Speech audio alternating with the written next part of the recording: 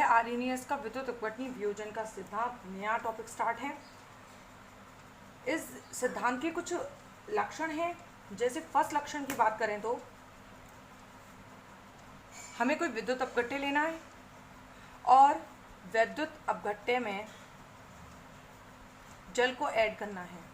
जब हम विद्युत अपघट्य में जल को मिलाते हैं तो वह आवेशित कण, विद्युत अपघट्य में पॉजिटिव आयन भी होते हैं और नेगेटिव आयन भी होते हैं, तो वह आवेशित कण, जिन्हें हम आयन बोल रहे हैं, इनको आयन बोलेंगे, धनायन और ऋणायन, आवेशित कणों में वियोजित होता है। कब? जब हम इसमें विद्युत अपघट्य में जल मिलाते हैं तो ये विद्युत अपघट्य आवेशित आयनों में टूट जाता है। धनावेशित कणों को धनायन और ऋणावेशित कणों को ऋणायन कहा जाता है। ये इसका फर्स्ट कैरेक्टर। सेकंड, इसका अभिग्रहित क्या था? सेकंड ये था कि हमने अब विद्युत अपघट्य में विद्युत क्षेत्र लगा दिया, करंट फ्लो कर दिया, या फिर इलेक्ट्रोड्स लगा दिए। अब इलेक्ट्रोड या एक कैथोड होगा, एक एनोड होगा। जैसे ही विद्युत क्षेत्र लगाया, विद्युत क्षेत्र के प्रभाव से, इसके इफेक्ट से, इफेक्ट ऑफ विद्युत क्षेत्र के प्रभाव से, इलेक्ट्रिक फील्ड के इफेक्ट से, ये जो आयन होते हैं स्वतंत्र रूप से फ्रीली मोशन करते हैं और जो पॉजिटिव आयन होता है, मतलब धनायन होता है, वो कैथोड की तरफ जाने लगता है और जो ऋणायन नेगेटिव आयन होता है वो एनोड की ओर गति करता है। किसके इफेक्ट से? विद्युत क्षेत्र के इफेक्ट से। जो विद्युत अपघट्य के धनायन है, जब हमने विद्युत क्षेत्र लगाने का मतलब है विद्युत अपघट्य में हमने इलेक्ट्रॉन लगा दिया, एक सी कैथोड, एक ए एनोड। तो इसमें जो पॉजिटिव आयन होंगे वो कैथोड की तरफ और जो नेगेटिव आयन होंगे वो एनोड की तरफ गति करते हैं। इसी को स्वतंत्र गति कहा गया है। और इन आयनों के गमन से विलयन में क्या फ्लो होने लग जाती है? करंट फ्लो होता है। करंट फ्लो होने लग जाता है, धारा प्रवाहित होने लग जाती है। किसके कारण? जैसे हमने इलेक्ट्रिक फील्ड लगाया और इलेक्ट्रिक फील्ड लगाते ही जो धनायन कैथोड और ऋणायन एनोड की तरफ जाएंगे और जैसे ही गति करेंगे तो करंट फ्लो होगा, धारा प्रवाहित होती है।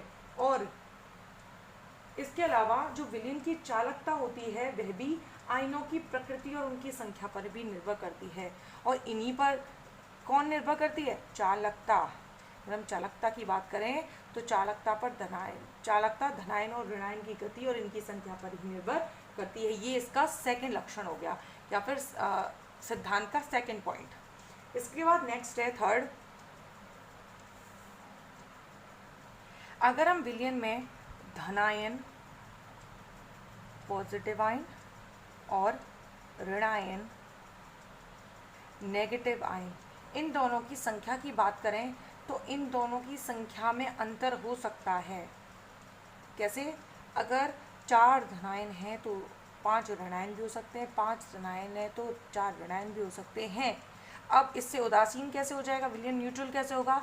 इसमें क्या होता है, अगर धनायन कम हैं तो धनावेश का मान ज़्यादा हो जाएगा। जैसे अगर m ले रहे हैं, मेटल के रूप में इसको ले रहे हैं, m प्लस mx ले रहे हैं, अगर x माइनस हो, m plus x minus, m plus x, या फिर a ले लो, कुछ भी ले लो, a ले लेते हैं, m plus a minus, m plus b minus. अब हम संख्या ले रहे हैं, m plus b minus, m plus b minus और m plus a b minus. अब 3 2 5, 5 ऋणायन हो गए लेकिन 4 ही धनायन है। अभी न्यूट्रल नहीं हो सकता, लेकिन क्या होगा, जो उन पर आवेश होगा वो बढ़ जाएगा। जैसे कि अब हम m2 प्लस लेंगे तो अगर देखें तो 2 3 4 5 प्लस 5 है, 1 2 3 4 5। तो धनायन की संख्या तो कम है लेकिन आवेश उतना ही रहेगा। इसीलिए इसमें बताया गया है कि धनायन ऋणायन की संख्या में तो कमी हो सकती है लेकिन आवेश उतना ही बराबर, दोनों का बराबर रहता है, जिससे विद्युत अपघट्य उदासीन रहता है जब तक धनायन और ऋणायन का वियोजन ना हो जाए। इसके बाद नेक्स्ट फोर्थ पॉइंट। अब नेक्स्ट पॉइंट में हम बात करेंगे विद्युत अपघट्य का वियोजन किस में होता है? पॉजिटिव और नेगेटिव आयन में। तो हम बात कर रहे हैं वियोजन की मात्रा की। ज़रूरी नहीं है कि संपूर्ण विद्युत अपघट्य वियोजित हो जाए, संपूर्ण विद्युत अपघट्य वियोजित हो ये कंपलसरी नहीं है। ऐसा भी हो सकता है कुछ विद्युत अपघट्य वियोजित हो जाए और कुछ विद्युत अपघट्य वियोजित ना हो। तो वियोजित कुल विद्युत अपघट्य की वह मात्रा जो वियोजित हो जाती है उसे वियोजन की मात्रा कहते हैं। तो जो विद्युत अपघट्य की वह मात्रा जो वियोजित हो जाएगी वो क्या कहलाएगी? वियोजन की मात्रा कहलाती है। और इस वियोजन की मात्रा को हम एल्फा के द्वारा रिप्रेजेंट करते हैं। एल्फा क्या है? संपूर्ण विद्युत अपघट्य की वह मात्रा जो वियोजित हो चुकी है, कुछ मात्रा वियोजित जो हो चुकी है वह वियोजन की मात्रा है और उसे एल्फा के द्वारा रिप्रेजेंट करते हैं। और ये एल्फा किस पर डिपेंड करती है? विलयन के ताप पर डिपेंड करेगी कि विद्युत अपघट्य की कितनी मात्रा वियोजित हो रही है। ताप पर, तनुता पर, विलायक टेम्परेचर पर, तनुता पर, तनुता मतलब उसे कितना तनु कर रहे हैं, डाइल्यूशन पर, विलायक और विद्युत अपघट्य की प्रकृति पर, इन फैक्टर्स पर वियोजन की मात्रा डिपेंड करती है। और इस बेसिस पर अगर हम वियोजन मात्रा का फॉर्मूला निकालें तो एल्फा से रिप्रेजेंट करेंगे। इसकी मात्रा का फॉर्मूला होता है, वियोजन की मात्रा में आयन टूटते हैं तो आयनों में वियोजित मोलों की संख्या, आयनों में विद्युत अपघट्य के वह मोल जो आयनों में बदल गए हैं, तो आयनों में वियोजित मोलों की संख्या बट्टे अपॉन में जो कुल मोल है उनकी संख्या। इसके बेसिस पर हम एल्फा की वैल्यू को निकाल सकते हैं। ये इसका 4th पॉइंट है। इसके बाद 5th पॉइंट, वियोजन में आयन तथा अवियोजित अणुओं के मध्य साम्य स्थापित हो जाता है और ये साम्य आयनिक साम्य होता है। जैसे अगर हमने ए और बी को, विद्युत अपघट्य ए बी है, हमने इसको वियोजित किया तो किसमें बदलेगा? ये ए प्लस और बी माइनस। तो ये एक दूसरे में इंटरचेंज तो हुए हैं, लेकिन इन ये दोनों जोड़ के ये भी बना सकते हैं। तो इन आयनों के बीच और इस विद्युत अपघट्य के बीच या विलयन के बीच एक साम्य स्थापित हो गया है, जिसको हम इस प्रकार से रिप्रेजेंट कर रहे हैं। नेक्स्ट पॉइंट 6, नेक्स्ट पॉइंट है कि जो विद्युत अपघट्य के गुण होते हैं, विद्युत अपघट्य के गुण आयनों पर डिपेंड करते हैं। मतलब विद्युत अपघट्य के गुण की बात करें, हम कहेंगे विद्युत अपघट्य के गुण क्या गुण है, तो वो कौन बताएंगे? आयन। जो आयन के गुण होंगे वही विद्युत अपघट्य के गुण होंगे। इसके अलावा जो विलयन के अणुसंख्यक गुणधर्म होते हैं, अणुसंख्यक गुणधर्म 12th में अणुसंख्यक गुणधर्म पढ़ चुके हैं।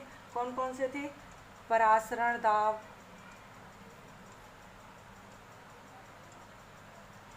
वाष्प दाब अवनमन, हिमांक अवनमन, क्वथनांक उन्नयन, ये सब क्या थे? अणुसंख्यक गुणधर्म थे। ये अणुसंख्यक गुणधर्म आयन को एक अणु ही मानते हैं। मतलब अगर कोई विद्युत अपघट्य टूटा है, यदि कोई विद्युत अपघट्य टूटकर आयन बना रहा है या फिर कोई अणु टूटकर आयन में बदल रहा है, तो इसका मतलब क्या है? उसी के बराबर 2 अणु और प्राप्त हो जाएंगे। तो ये कुछ इसके अभिग्रह थे। आर्रेनियस के विद्युत अपघटनी सिद्धांत के वियोजन, मतलब वो वियोजन को क्लेरिफाई कर रहा था कि वियोजन की कौन कौन सी कंडीशन है, वियोजन के दौरान कौन कौन सा चेंज होता है, कौन सा फैक्टर किस फैक्टर पर डिपेंड करता है। यहाँ पर आर्रेनियस का विद्युत अपघट्य वियोजन का सिद्धांत खत्म हो गया, लेकिन इसकी कुछ सीमाएं थी और इसकी कुछ कमियां थी जो उन्होंने बात बताई थी। वो कमी क्या थी? अब इसकी कमियां, सीमाएं, लिमिटेशंस पढ़ेंगे।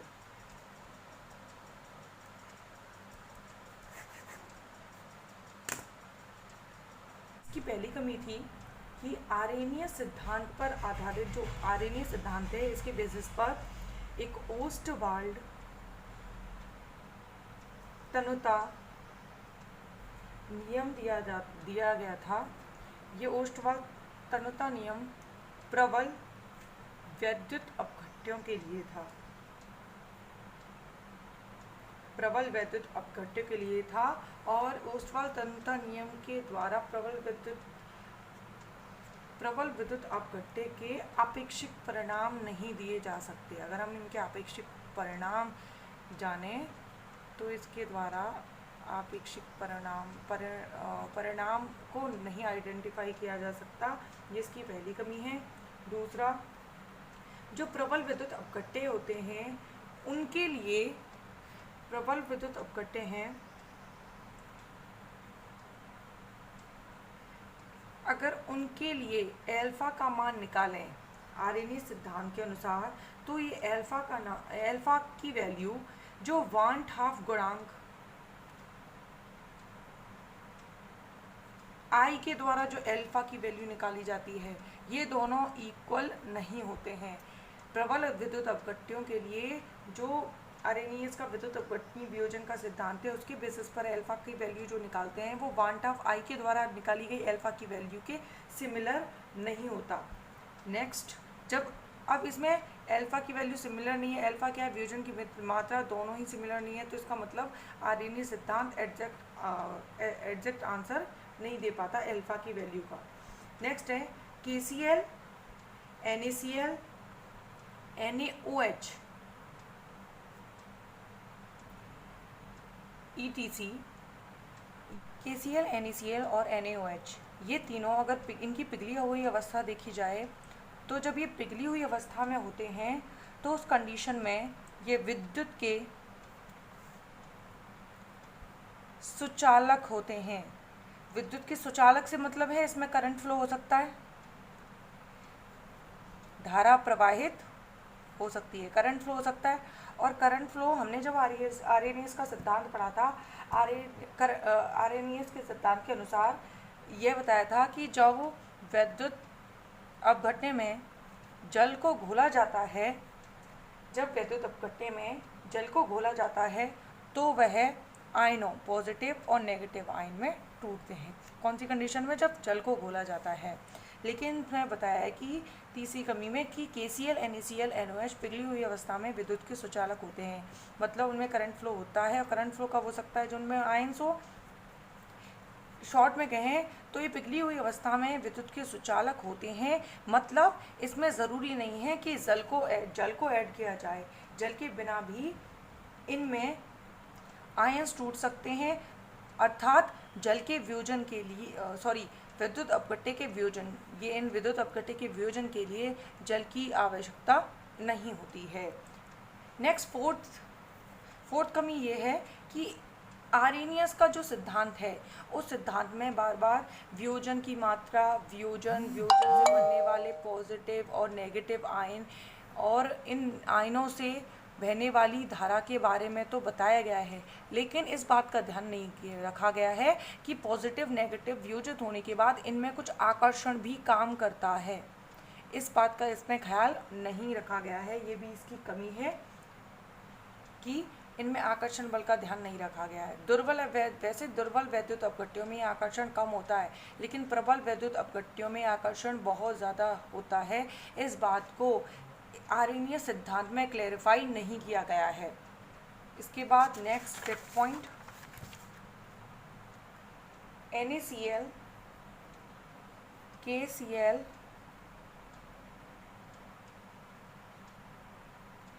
Na2SO4, ये जो NaCl, KCl है, Na2SO4, इनके अगर क्रिस्टल लें और इन क्रिस्टलों की स्टडी की जाए तो इन क्रिस्टल की स्टडी से ये पता लगता है कि ठोस अवस्था में भी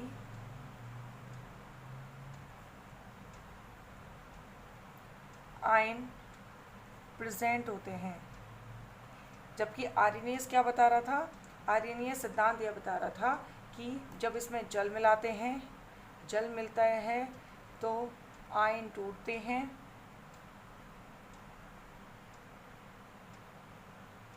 अर्थात क्या होता है?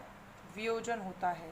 जल मिलाने पर विद्युत अपघट्य के आयन टूटते हैं, मतलब आयनों में वह टूटता है अर्थात उसका वियोजन होता है।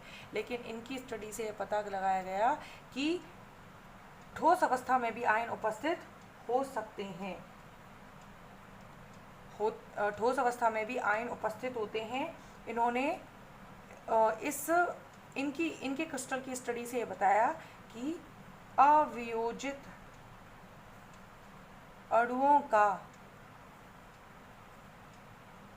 अस्तित्व नहीं होता है, अवियोजित अणुओं का अस्तित्व नहीं होता है। लेकिन आर्रेनियस इस बात को क्लेरिफाई नहीं कर पाया। इसके बाद नेक्स्ट इसकी सीमा है कि प्रबल विद्युत अपघट्यों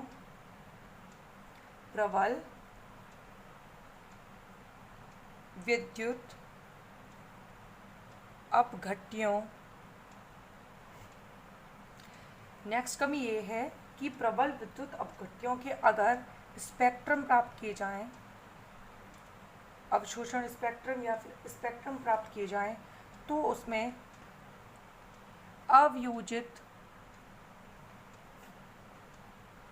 अणुओं का कोई भी अस्तित्व नहीं बताया गया। अगर स्पेक्ट्रम प्राप्त किए गए जाएं और स्पेक्ट्रोस्कोपी में इसका प्रबल विद्युत अपघट्य की स्टडी की जाए तो उसमें अवियोजित अणुओं का कोई अस्तित्व प्राप्त नहीं होता। उसमें बताते हैं कि अवियोजित अणु एग्जिस्ट ही नहीं करते हैं, जबकि विद्युत अपघट्य का आरएनए सिद्धांत में बार बार वियोजन की बात कही गई है। बार बार बताया गया है कि जब जल को विद्युत अपघट्य में मिलाया जाता है तो वह आयनों में वियोजित हो जाता है, अर्थात उसमें वियोजन की मात्रा के बारे में बताया गया है। लेकिन इसमें कुछ कमी थी, जैसे कि जो स्पेक्ट्रम में अवियोजित अणुओं का स्थायित्व कोई अस्तित्व नहीं बताया जाता है, उसको ये सिद्धांत अच्छी तरह से डिफाइन नहीं कर पाया था। यहाँ पर आर्रेनियस सिद्धांत की कमियां खत्म हो गई। इसके बाद नेक्स्ट प्रबल और दुर्बल विद्युत अपघट्य। हम बार बार आर्रेनियस के सिद्धांत में प्रबल विद्युत अपघट्य के बारे में पढ़ रहे थे, तो इसमें प्रबल विद्युत अपघट्य क्या होता है और दुर्बल विद्युत अपघट्य क्या होता है वो पढ़ेंगे। सबसे पहले प्रबल विद्युत अपघट्य।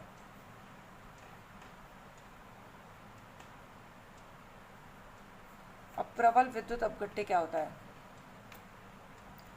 वे विद्युत अपघट्य जो जलीय विलयन में पूर्ण रूप से वियोजित हो जाते हैं, पूर्णतया वियोजित हो जाते हैं, अर्थात पूर्ण रूप से आयनिक अवस्था में रहते हैं। वियोजन से मतलब आयन का बनना और आयनिक अवस्था से मतलब भी है आयन का बनना। तो वे विद्युत अपघट्य जो जलीय विलयन में पूर्ण रूप से वियोजित होते हैं या फिर जलीय विलयन में पूर्ण रूप से आयनिक अवस्था में होते हैं, प्रबल विद्युत अपघट्य कहलाते हैं। ये जो प्रबल विद्युत अपघट्य हैं, अगर इनको तनु किया जाए, इन विद्युत अपघट्यों को यदि हम तनु करें तो तनुता बढ़ने के साथ साथ इन पर कोई विशेष प्रभाव नहीं पड़ता। तनुता बढ़ने के साथ साथ कोई विशेष प्रभाव नहीं पड़ता है। लेकिन अगर अब हम जब दुर्बल विद्युत अपघट्य की बात करेंगे तो दुर्बल विद्युत अपघट्य में चालकता का मान तनुता के साथ बढ़ता जाता है। जब हम प्रबल विद्युत अपघट्यों को तनु कर रहे हैं, जैसे जैसे तनु करते जाएंगे तो जब उसकी तनु करने पर चालकता निकालेंगे तो उस चालकता पर कोई विशेष प्रभाव नहीं पड़ता है तनुता के साथ। लेकिन अब हम पढ़ते हैं इसके साथ ही दुर्बल विद्युत अपघट्य। तो दुर्बल विद्युत अपघट्य की अगर हम बात करें तो वे विद्युत अपघट्य जिनके वियोजन की मात्रा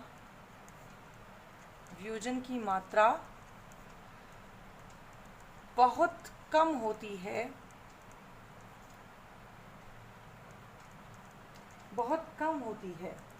इनकी वियोजन की मात्रा बहुत अधिक होती है लेकिन इनके वियोजन की मात्रा बहुत कम होती है। और अगर हम विलयन को तनु करते जाएं और तनु करने के साथ साथ उसकी चालकता निकालें तो इसकी चालकता का मान तनुता बढ़ने के साथ साथ बढ़ता जाता है। ठीक है।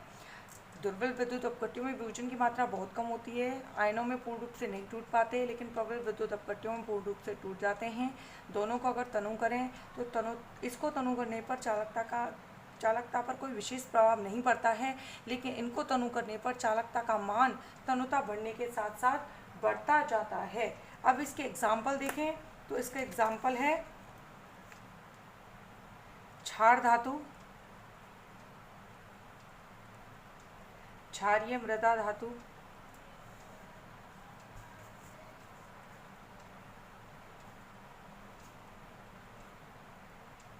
इसके अलावा खनिज अम्ल आदि, ये इसके उदाहरण है। इसके एग्जाम्पल की बात करें तो एसिटिक अम्ल, अमोनियम,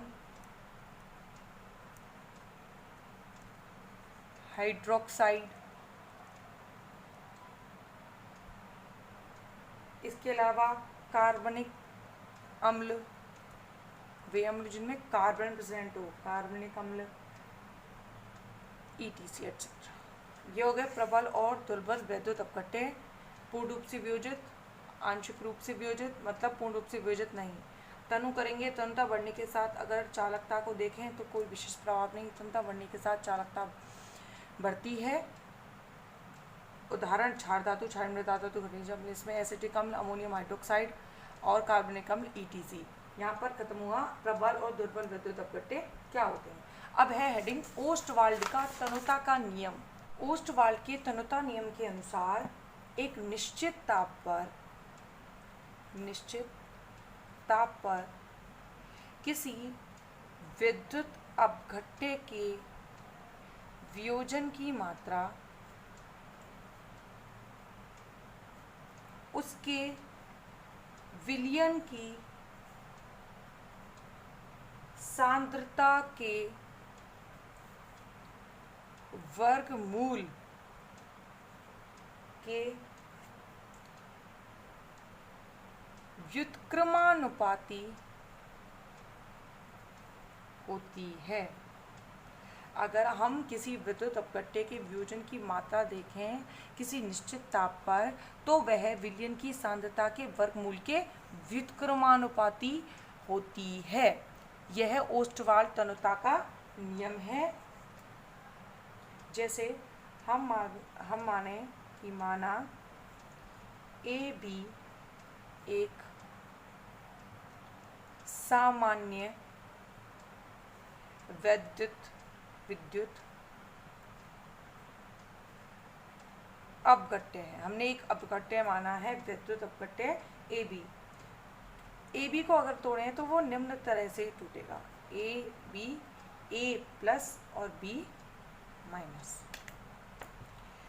हमने इस विद्युत अपघट्य को उसके आयनों में तोड़ दिया। अगर हम प्रारंभ में सांद्रता देखें,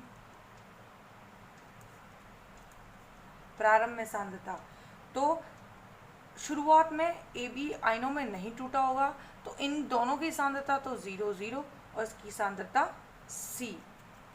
अगर हम T समय पश्चात देखें तो T समय पश्चात अल्फा वियोजन की मात्रा होगी अल्फा, तो अल्फा में टूट गया, तो इसमें से अल्फा को घटा देंगे तो अल्फा घटाएंगे 1 - अल्फा कि अल्फा वियोजन की मात्रा है, अल्फा में टूट गया और सांद्रता होगी C और C।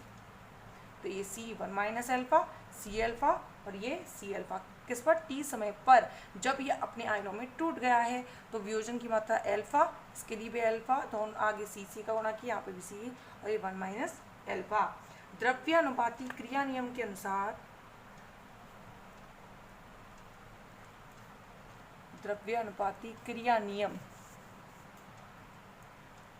अगर हम द्रव्यानुपाती क्रिया नियम के अनुसार बात करें तो द्रव्यानुपाती क्रिया नियम के अनुसार K बराबर होता है उत्पाद की सक्रिय सांद्रताओं का गुणनफल बटे अभिकारक की सक्रिय सांद्रता।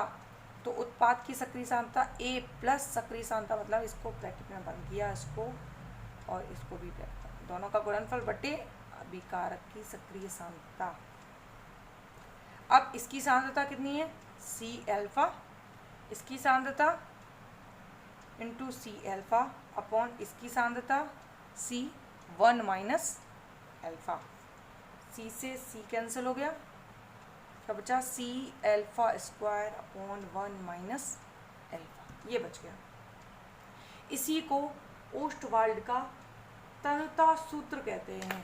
ये है K बराबर C अल्फा स्क्वायर ओस्टवाल्ड का तन्यता सूत्र।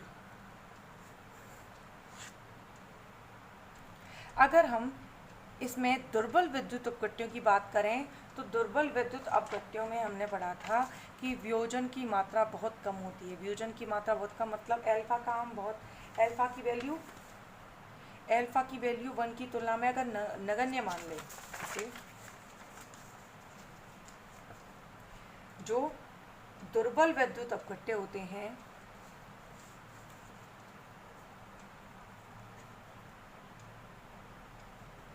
दुर्बल विद्युत अपघट्य होते हैं उनके लिए अल्फा का मान 1 की तुलना में नगण्य होता है। अल्फा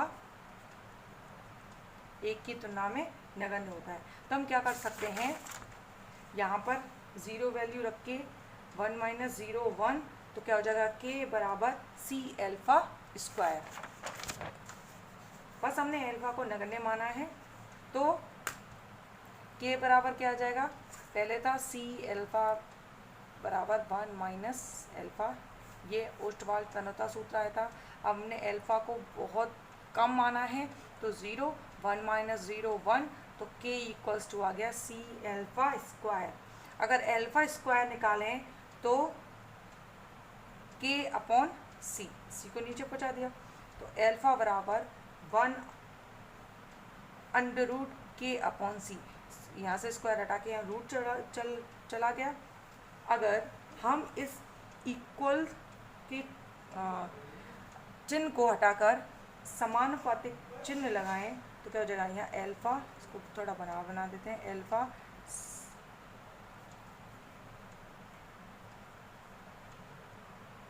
जब हम इसको हटाते हैं इक्वल्स लगाने के लिए हमने स्थिरांक लिया था, अब स्थिरांक को हटा के हमने क्या लगा दिया, समानुपातिक चिन्ह लगा दिया। अब इस फॉर्मूले में अल्फा सांद्रता के वर्गमूल के, यहाँ 1 आएगा, 1 अपॉन, इसको मैं दबा लगती हूँ, अल्फा 1 अपॉन C। ये जो फॉर्मूला है, इस फॉर्मूले में सांद्रता के वर्गमूल के समानुपाती है, व्युत्क्रमानुपाती है। यही ओस्टवाल्ड का तन्यता नियम था कि किसी निश्चित ताप पर विद्युत अपघट्य के वियोजन की मात्रा विलयन की सांद्रता के वर्गमूल के व्युत्क्रमानुपाती होती है। और यही हमने निकाला है कि वियोजन की मात्रा सांद्रता के वर्गमूल के व्युत्क्रमानुपाती है। लेकिन 1 अपॉन C बराबर V भी होता है, अतः हम अल्फा की जगह क्या लिख सकते हैं, अल्फा अंडर रूट V। और यही ओस्टवाल्ड के तन्यता नियम था, वो हमने इसकी डेरिवेशन कर ली। इसके बाद है ओस्टवाल्ड तन्यता नियम के अनुप्रयोग, इसकी एप्लीकेशंस। इसकी पहली एप्लीकेशन है वियोजन स्थिरांक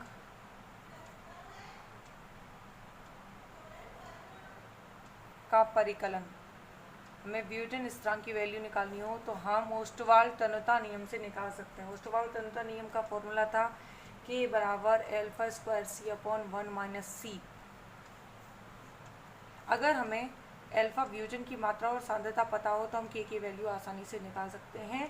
मतलब हम ओस्टवाल्ड के तन्यता नियम से जो फॉर्मूला निकला है उससे K की वैल्यू आसानी से निकाल सकते हैं। ये इसकी फर्स्ट एप्लीकेशन है।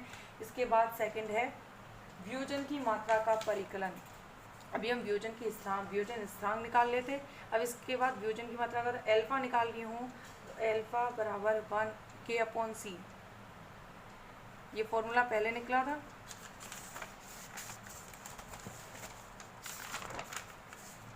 एल्फा बराबर के अपॉन सी। तो इस फॉर्मूले से हम एल्फा की वैल्यू आसानी से निकाल सकते हैं। तो एल्फा बराबर के अपॉन सी, इसका सेकंड एप्लीकेशन हो गया। इसके बाद थर्ड है जल के आयनिक गुणनफल का परिकलन।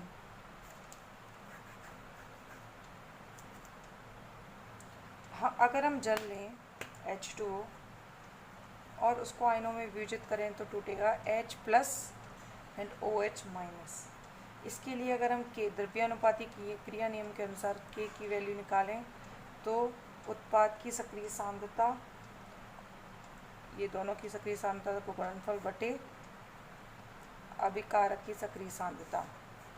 अगर हम KH2O को बदलाएं तो KH2O बराबर H प्लस और OH minus. K dot H2O, इसको हम KW लिखते हैं और KW बराबर इस तरह से क्या आ जाएगा, H प्लस और OH माइनस। अब हमने इसको KW क्यों कर दिया, क्योंकि जो H2O की सक्रिय सांद्रता, हमने ये H2O, इसका मतलब क्या है, ब्रैकेट में बंद करने का मतलब सक्रिय द्रव्यमान या फिर सक्रिय सांद्रता। जल का आयनन होता है, जल का आयनन बहुत कम होता है, इसीलिए ये जो H2O को ब्रैकेट में बंद किया है, मतलब सक्रिय सांद्रता या सक्रिय द्रव्यमान, इसको स्थिर मान लिया जाता है। इसीलिए इसको इससे गुणा करके एक नया स्थिरांक निकाल दिया जाता है KW, और KW बराबर होता है H प्लस OH माइनस, दोनों की सक्रिय सांद्रता।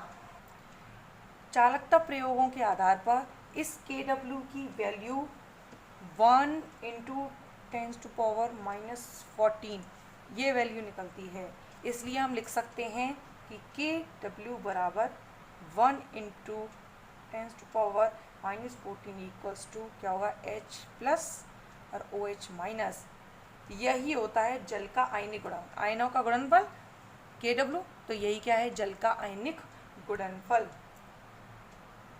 अगर हम इसमें H प्लस और OH माइनस की सांद्रता देखें तो इन दोनों की सांद्रता बिल्कुल बराबर होती है, मतलब इसका आधा इसके बराबर हो जाएगा। तो हम क्या लिख सकते हैं, अतः H प्लस OH माइनस ये दोनों बराबर होती हैं, तो लिख सकते हैं 1 × 10⁻⁻7, और ये आ गया जल का आयनिक गुणनफल। यहाँ पर ओस्टवाल तन्यता नियम की एप्लीकेशंस खत्म हो गई। इसके बाद ओस्टवाल तन्यता नियम की एप्लीकेशंस में फर्स्ट था हम K की वैल्यू निकाल सकते हैं, सेकंड हम वियोजन की मात्रा निकाल सकते हैं, उसके बाद जल का आयनिक गुणनफल। जल के आयनिक गुणनफल के लिए हमने H2O को आयनों में तोड़ दिया, और H2 के स्थिर होने के कारण, H2 स्थिर क्यों है, क्योंकि जल का आयनन बहुत कम होता है, इसलिए H2 को स्थिर माना है। जब आयनन ही नहीं हो रहा तो वो स्थिर है, तो स्थिर मानते हैं और इसको इससे गुणा करके KW एक नया स्थान निकालते हैं KW। यह है जल का आयनिक गुणनफल। H प्लस और OH से जल बनता है और उनके आयनों का गुणनफल क्या होगा, इसका आयनिक गुणनफल। इसके बाद है ओस्टवाल तन्यता नियम की सीमाएं। ओस्टवाल तन्यता नियम की सीमा लिमिटेशंस, दो सीमाएं हैं। उसमें फर्स्ट है जो ये ओस्टवाल तन्यता नियम को दुर्बल और प्रबल विद्युत अपघट्य के आधार पर इसकी सीमा बताई गई है कि जो ओस्टवाल तन्यता नियम होता है ये केवल दुर्बल विद्युत अपघट्यों के लिए ही लागू होता है, प्रबल विद्युत अपघट्य के लिए लागू नहीं होता है। और ये प्रबल विद्युत अपघट्य के लिए लागू नहीं होता और दुर्बल के लिए क्यों होता है, इसके ही दो कारण दिए गए हैं, अर्थात इसकी दो सीमाएं हैं। पहला ये है कि यह नियम आरेनियस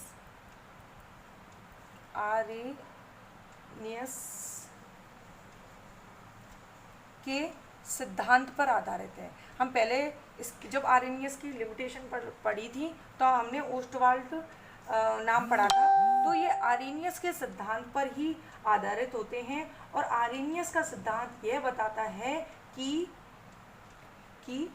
जब हम इसमें जल मिलाते हैं जब हम विद्युत अपघट्य में जल को ऐड करेंगे तो जल को ऐड करने के साथ साथ या फिर कहें तनुता के साथ, जल को ऐड करने से मतलब है तनुता, तो जल को तनु करने के साथ साथ ही विद्युत अपघट्य का वियोजन होता है।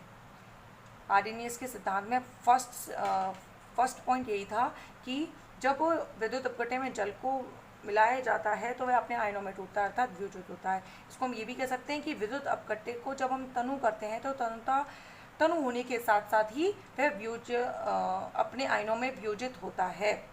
लेकिन अगर हम प्रबल विद्युत अपघट्यों की बात करें तो प्रबल विद्युत अपघट्य अपनी प्रत्येक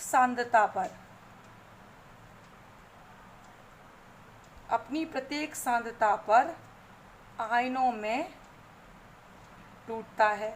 लेकिन आर्हेनियस सिद्धांत के आधार पर ओस्टवाल्ड तो कुछ और बता रहा है। ओस्टवाल्ड और आर्हेनियस सिद्धांत के अनुसार ये पता चल रहा है कि जल मिलाएंगे, तनु करेंगे तभी विद्युत होंगे।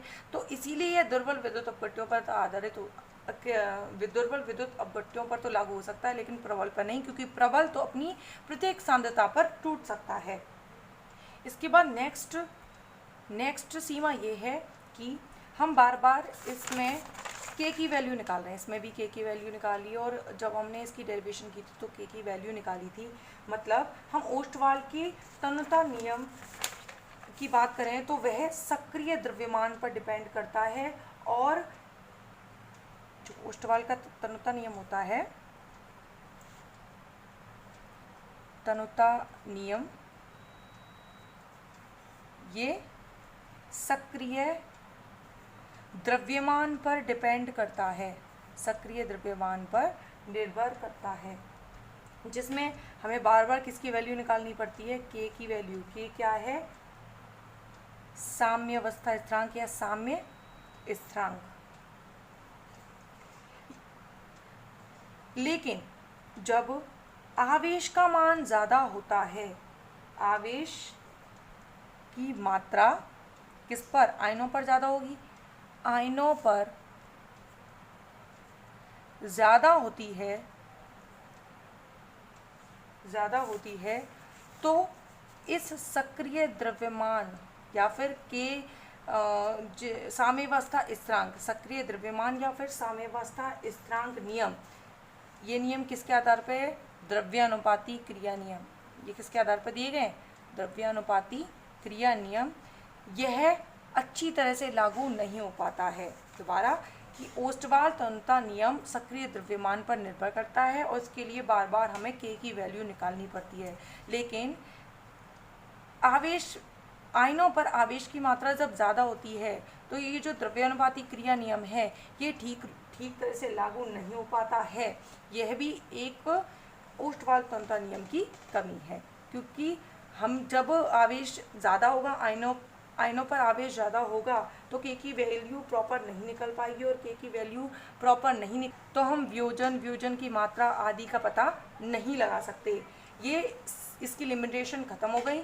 इसकी लिमिटेशन मेन ये है कि यह प्रबल विद्युत अपघट्यों पर नहीं लगता, केवल दुर्बल विद्युत अपघट्यों पर ही काम करता है। इसके बाद अब नया टॉपिक स्टार्ट होता है, प्रबल विद्युत अपघट्यों के लिए डेबाई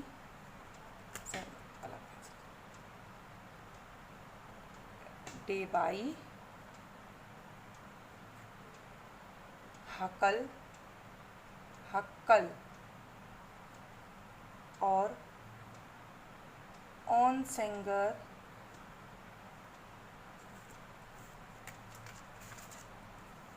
का समीकरण। अब नई हेडिंग है, प्रबल विद्युत अपघट्यों के लिए डेबाई, हक्कल और ऑनसेंगर। एक डेबाई, हक्कल और ऑनसेंगर ने प्रबल विद्युत अपघट्यों के लिए एक समीकरण दिया था, उसके बारे में हम चर्चा करेंगे। ये हम नेक्स्ट वीडियो में पढ़ेंगे।